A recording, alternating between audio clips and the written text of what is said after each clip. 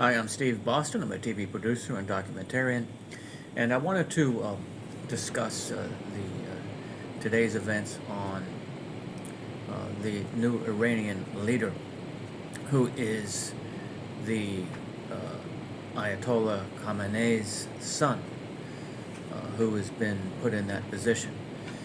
And in the last week, he has lost his father, his mother, his son, his nephew and niece, I think, and his son-in-law, to the bombings of Iran in the last week. So if the U.S. and Israel is looking for regime change, this is not happening. And what's odd is that, look, in Afghanistan, it took 20 years to fight the Taliban, to have the Taliban win in the end. And this, it's taken a week to take out the leader of the Iranian regime and to replace him with the son, who is said to be more radical than the father. And so the U.S. and Israel's goal to um, make make Iran have no nuclear weapons, and the father, Khamenei, he was religiously against having a nuclear weapon. I don't think the son maybe now is going to have the same restraint after losing his entire family. So the strategy of the Trump administration and Israel, at least at this point, to remove the regime to have a more friendly U.S. Western regime in Iran at this point has failed. Now, we may be dropping, dozens and tons and tons, and hundreds and thousands of bombs, killing many people. But the people in Iran, from reports I've seen, are massing in the streets in vast numbers in support of the Iranian leadership. I suppose you could look at it, if we were attacked by thousands of bombs, and even if half the people hated Trump, uh, the people would rally around the president, whether it's him or Biden. So to expect that we're going to go in there, even now it's being talked about ground troops going into Iran to finish the job.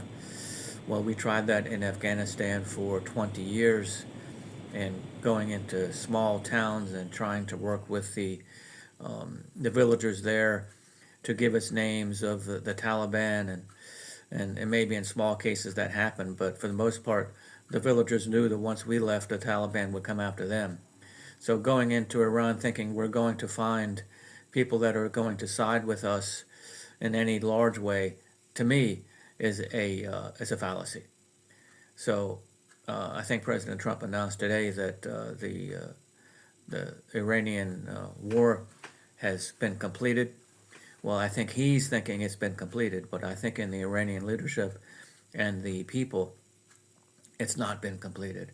I personally believe this has been a big, vast mistake, not only technically and strategically, but morally and ethically.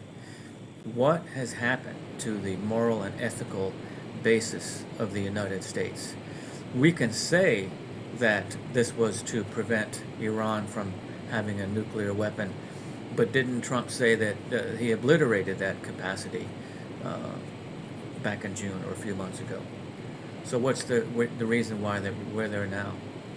We can't go around the world in the Middle East in the last many years just bombing the hell out of people and expect no retribution in return.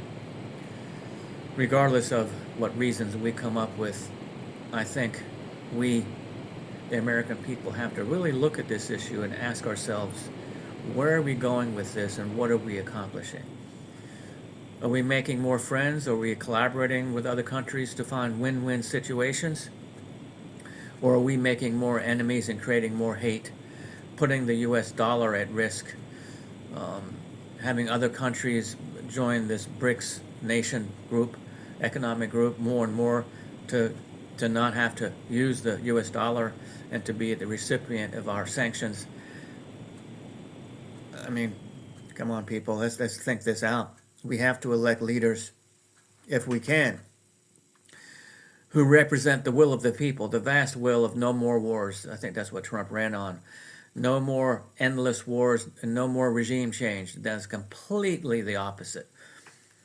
So this is my take today, and I think we really need to think about where we're going as a nation and where we want to go, what our vision is.